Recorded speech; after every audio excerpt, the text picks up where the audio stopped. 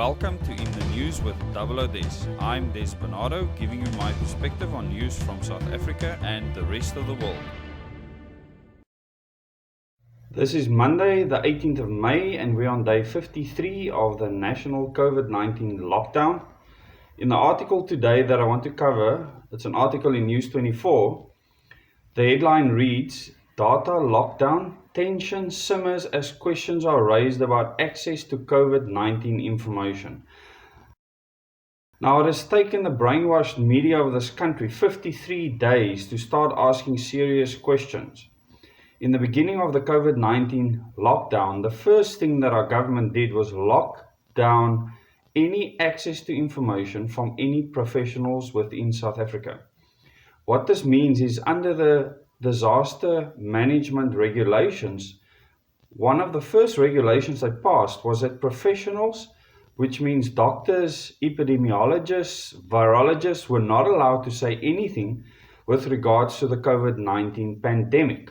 Now, in any democracy, this is not the way to handle any kind of information. But then they still allowed the media to continue covering the COVID-19 pandemic. What Cyril Ramaphosa, our current president, did at the time is make himself the sole mouthpiece for this pandemic. Now, if you don't understand that we are run by gangs of parties at this stage, then I'm not sure that you've been watching the media or that you actually understand what is happening in our country or what a democracy is. To carry on with the article, frustration is building among scientists over the government's apparent lack of willingness to make key detailed COVID-19 data accessible ahead of a meeting of the COVID-19 Ministerial Advisory Committee, MAC, on Monday, which is today. News 24 understands that questions have arisen over the apparent stranglehold by the Department of Health on access to spatial data, geolocated confirmed coronavirus cases, data around testing, screening, contact tracing, and hospitalization data, which includes availability levels of medical supplies and high care beds. Now, if you look at the way that the world has actually handled the COVID-19 situation, it's been secretive at best. Now, when I went to school, I was told to obey the law, to listen to the government, and always do what they say, because they have our best interests at heart. A lot has changed since then, but the schooling system has not. The teachers are teaching you, when you're at school, that you should obey the law. Laws are made to be broken in a democracy, but we do not live in one of those democracies. According to a member of the MAC who spoke on condition of anonymity, several members of the advisory body have spoken out during past meetings against the apparent lockdown on data. Now, those of you who are aware of Event 201, I will later do a video on Event 201 and share some other videos that Stop Agenda 21 has made on Event 201 with you, and you will be able to see how the exact script of that Event 201 has been followed by our government, which means to me that no governmental decision making has taken place at all. The World Health Organization has provided a script for the rest of the world to follow, and it looks like South Africa has been the teacher's pet in doing exactly what the World Health Organization, has asked of us without questioning anything. The MAC consists of some of the country's most eminent scientists and advises the health department on the best strategy to counter the spread of the COVID-19 disease.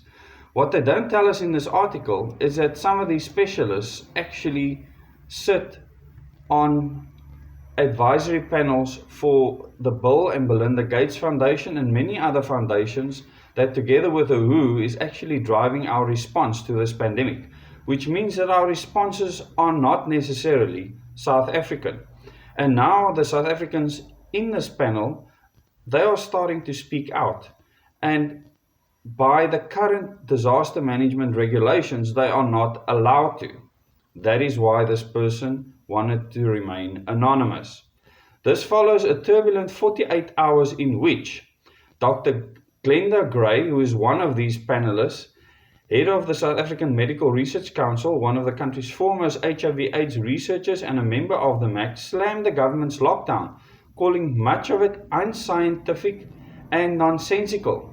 You see, at some point, these people have families that ask questions, and at some point they need to decide, do I stay with my career and the people that I've worked with before, or do I have a conscience and actually speak out against what our government has been doing? And I will applaud Dr. Glenda Gray for actually speaking out against this.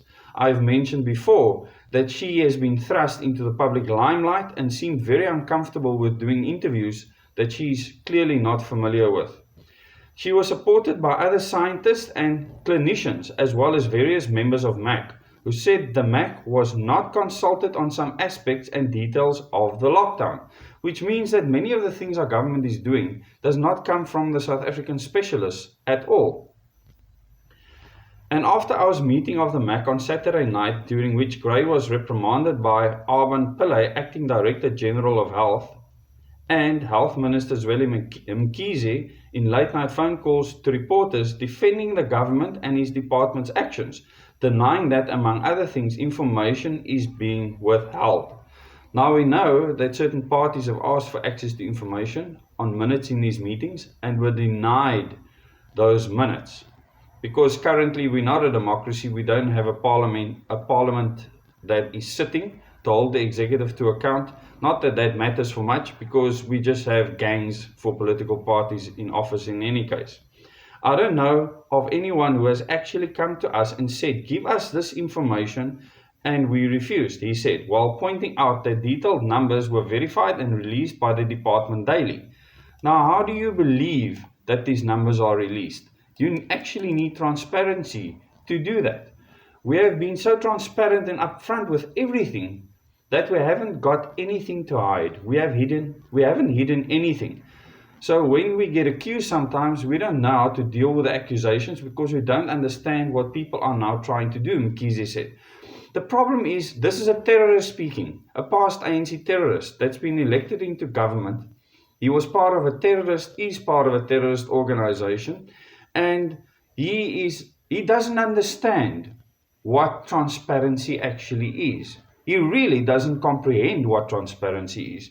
And Zweli Mkhize has been lauded as a future president for the country based on his actions, not so long ago, by peoples. President Cyril Ramaphosa was hailed as a national superhero, with all these memes flying all over Facebook and the internet on other social media platforms. But now, you see, after a certain while, even the naughty child, which is us, the people, start to get so frustrated that we start openly rebelling against our parents. Van den Heever, the chair of the field of Social Security Systems Administration and Management Studies at the University of the Witwatersrand School of Governance, told News24 in a wide-ranging interview the reasons given for withholding data, specifically around the location of confirmed cases as well as testing and contact tracing data, were illogical and unscientific. Well, I don't actually have to discuss why I agree with that. I think any person that is logical or sensical would agree with that. The only problem is that communists are not logical or sensical. They are power-hungry bigots that want to control every facet of our lives. And this is where the control and my point around control of our government comes in.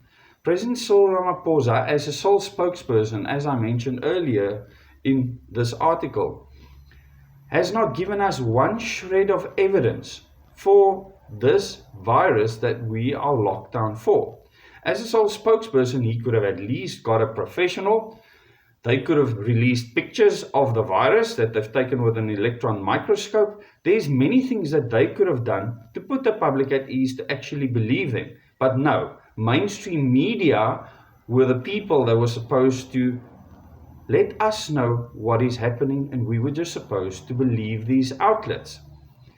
But at the beginning of this COVID-19 lockdown, Another thing that happened is the government forbade any of the mainstream media to publish any COVID-19 related articles or information without the approval of the NCID. In other words, they first had to get approval for the articles that they place. I will follow up in many interviews in Double O Days on how our government is controlled and why our government is controlled, who those people are that control them, and why they have to listen to them. Thank you very much for listening this morning, and you can look forward to the next edition of In the News with Double O Days.